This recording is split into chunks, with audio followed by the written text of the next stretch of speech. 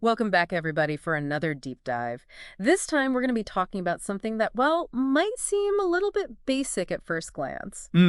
Basic. Yeah, like camera placement, you know? Oh, I see where you're going with this. But trust me, it's a whole lot more complicated and honestly kind of fascinating than you might think. Oh, absolutely. Especially when you start thinking about optimizing like multiple cameras to get the best possible view of whatever you're trying to capture. Exactly. And to help us break it all down, we're going to be diving into a research paper from, get this, the National University of Defense Technology. Sounds intense.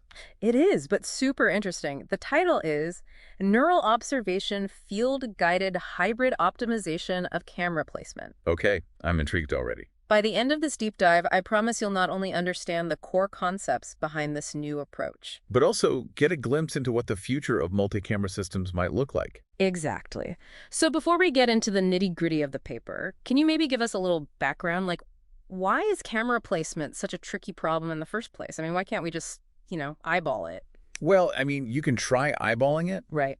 but when it comes to placing cameras strategically, especially multiple cameras, it's not as simple as it seems. Yeah. You quickly run into what's called a nonlinear optimization problem. A nonlinear optimization problem. Yeah, essentially what that means is that there's not this like straightforward, predictable relationship between where you put a camera and what it actually sees. Ah, I The see. field of view can get messed up by, well, tons of things actually. The shape of the object you're trying to capture, angles, if there's stuff blocking the view, like you name it. So you could think you found the perfect spot, Right. but there could be a much, much better one out there that's way harder to find. Exactly. And traditional methods, they just don't really do a great job of accounting for all those little details. Okay, now I'm starting to see why this is more than just point and shoot. Can you give us a real world example where this gets really tough? Sure. So imagine you're in charge of setting up security cameras in a museum Okay, a museum. Yeah. with, priceless artifacts, complex layouts, maybe even like weird architecture. Right, right. You need to make sure you've got every angle covered, no blind spots, Full coverage. Yeah. but you can't exactly put cameras everywhere. That's true. So how do you do it? Yeah, that's a great example. Or imagine trying to create a super detailed 3D model, like for a video game or special effects. Oh, yeah, You'd need to capture every single nook and cranny of the object. precisely. And Yeah. that's where this research paper comes in. They introduce well, it's kind of a game changer. Hmm. The neural observation field. The neural observation field. Okay, what in the world is that? So imagine like a virtual map, Okay, I can picture that. but instead of just showing like points in space, it's got all this information about how well each point in the scene is actually being seen by the cameras. Oh, interesting. You've got visibility, angles, potential obstructions, you name it. It's a ton of data. So it's not just what the cameras see, but how well they see it. That's it. And all this information, that's what lets the system use gradient-based optimization. Okay, hold on. Gradient-based optimization. What's that now? It basically means it can find the best camera positions, but much faster and more efficiently. Oh, so it's like a shortcut to the best view. Kind of, yeah. Okay, so we've got this virtual map, this neural observation field that helps us pinpoint the best camera spots, and it can do it super fast because of this gradient-based optimization thing. I'm with you so far. What's next? Well, the researchers didn't just stop there. They took it a step further and combined all of that with something called hybrid optimization. Hybrid optimization. Sounds powerful. What's that all about? Okay, so instead of just relying on the speed of gradient-based methods, they added in the ability to, like, escape local optima. Local optima. Yeah, Okay, I have a feeling local optima aren't good if we're trying to find the absolute best camera placements. you're right, they're not. Think of it like this. Imagine you've got a really fast car, Mm-hmm. okay? It can get you to the top of a hill super quick. Okay, fast car, top of the hill. Got it. But what if the highest peak in the whole mountain range is somewhere else? Oh, yeah. You might get stuck on a smaller hill thinking you've reached the top. Right, right. I see what you mean. That's kind of what local optima are like. So we need more than just speed then. We need a way to like explore other possibilities, to jump to those other peaks and make sure we're not missing the absolute best view. I got it. So it's like having a fast car and a helicopter. You can cover ground quickly, but also, get that broader perspective. Exactly. That's a great analogy. And By adding in this hybrid optimization approach, the researchers found that their method was way faster than anything else out there, Way faster, huh? How much faster are we talking about here? like 8 times faster. 8 times. Yeah, that's huge. Wow, that's incredible. I mean, this is already sounding like a game changer for so many things, but did they actually build a system to test this out in the real world, or is this all just, theoretical? Oh, they built a system. Okay, tell me everything. What did they build? How did they test it? All right, so they put together this system with get this, 4K cameras. Whoa, 4K, fancy. And they were all mounted on these adjustable arms. So picture it, a rig with all these cameras strategically positioned around this central area where they'd put the target objects. Oh, okay. I'm picturing like a sci-fi movie set, all these cameras moving around, adjusting. Pretty much. And they didn't just test it on one type of object either. To really see how well it worked, they used a bunch of different things. Oh, that's smart. What kinds of things? They used everything from complex Lego models to, well, a A sandbox. sandbox. Yeah. That's interesting. I guess that shows it doesn't just work for like really structured objects, right? They wanted to prove that their method could handle all sorts of different shapes, sizes, even textures, to show that it's versatile enough for real-world applications. Right, right. So they built this system, tested it on all sorts of objects, and they found that it was 8 times faster, you said. 8 times. That's pretty mind-blowing. So what are some of the real-world applications for this kind of technology? Where could this have the biggest impact?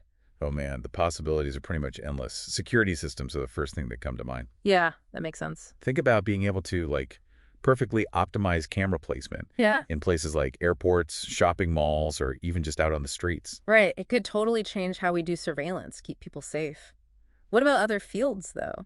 3D modeling is another huge. 3D model. Yeah. Whether it's for video games, special effects, or even just creating virtual copies of real things, capturing accurate 3D models is crucial. That's true. And this technology, it could make that process a whole lot faster and more efficient. So the more efficiently we can create those models, the more realistic our virtual experiences become. Exactly. I'm seeing a lot of potential for gaming and entertainment. For sure. And don't forget about robotics and self-driving cars. Oh, yeah, of course. Knowing exactly where to put cameras is super important for navigation and avoiding obstacles. Right. If a self-driving car can constantly adjust its cameras to get the best view of what's around it, that would make it way safer and more reliable.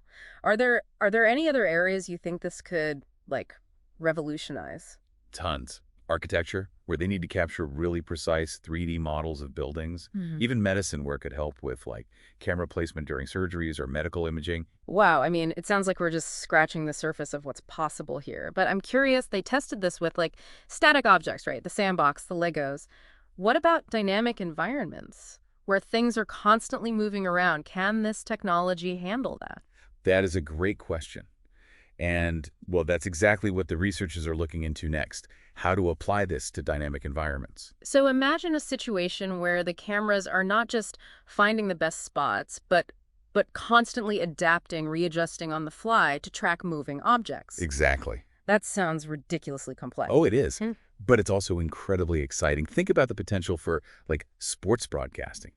Cameras could automatically track players on the field, giving viewers these, dynamic, immersive perspectives. Oh, wow, yeah. Or even for security, being able to track individuals or objects in a crowded place. Yeah, That would be a huge deal for surveillance and keeping things safe. for sure. And it's not just about tracking things that are moving.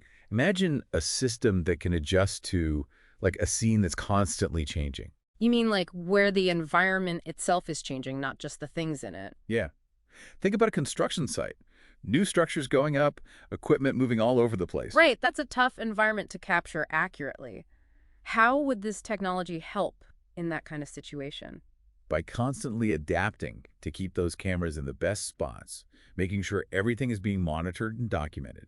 It could be huge for safety inspections, keeping track of progress, and even figuring out potential risks. So we're moving beyond just capturing what's happening to actually understanding it in real time on a much deeper level. That's it. And that's what's so amazing about this research. The neural observation field, combined with this hybrid optimization, it creates a system that's not just seeing, it's seeing intelligently, gathering the most useful visual data possible. This is really incredible stuff. I mean, I can see how this technology could be a game changer across so many different areas. Just to make sure I'm clear, the big innovation here is this combo of the neural observation field and hybrid optimization, right? Yep, that's the key. And it makes the system faster, more adaptable, and ultimately it means you get way better coverage than anything we've had before. Exactly. And the best part is, it's not just an idea. They've actually built it, tested it, and proved it works. It's pretty amazing. And this is just the beginning. I mean, this research is opening up so many new possibilities for how we capture and understand all this visual data. This has been a seriously fascinating deep dive. We've gone from the basics of camera placement to talking about like cutting edge research that's pushing the boundaries of what's possible. And we've only just scratched the surface of the potential applications and implications. There's so much more to explore. Yeah, I know we could go on and on about this, but I think it's good to maybe take a step back and reflect on what we've learned. Just for our listeners who might have just joined us, could you maybe summarize the key points from this research? Sure. So the researchers have basically come up with this totally new way to approach camera placement. They use this concept called the neural observation field, which it's basically a virtual map that has all this detailed information about how well each point in a scene is being seen by the cameras. And they've combined that with this technique called hybrid optimization, which makes the whole system super fast and efficient at finding the best camera positions. Right. And because of all that, their system is 8 times more efficient than the older methods. 8 times, that's crazy. And again, this isn't just some theory. They built a real system, tested it, and showed that it actually works. Yep. It's the real deal. And the potential uses for this technology are huge. We're talking security, 3D modeling, robotics, self-driving cars, even medicine and architecture. It seems like this research is really pushing the boundaries of what we thought was possible with multi-camera systems. And it's so exciting to think about how it could change things for the better in so many industries. It really is an exciting time to be working in this field. And what's even cooler is that this research, it's just the tip of the iceberg. Wait, there's more. Oh yeah. The researchers are already looking into how to apply this to environments that are constantly changing, where the scene itself is dynamic. Oh, wow. I mean, the possibilities are truly mind-boggling. But I think for now, it's probably time to move on to the final part of our deep dive, where we'll explore some of the bigger implications and potential future developments of this research. Stick with us. All right, so we've talked about the challenges, the research, the potential applications. But as we wrap up here, I'm really curious, where do you see this whole thing going in the future? Like, what are the big picture implications of this research? Well, it's pretty exciting to think about.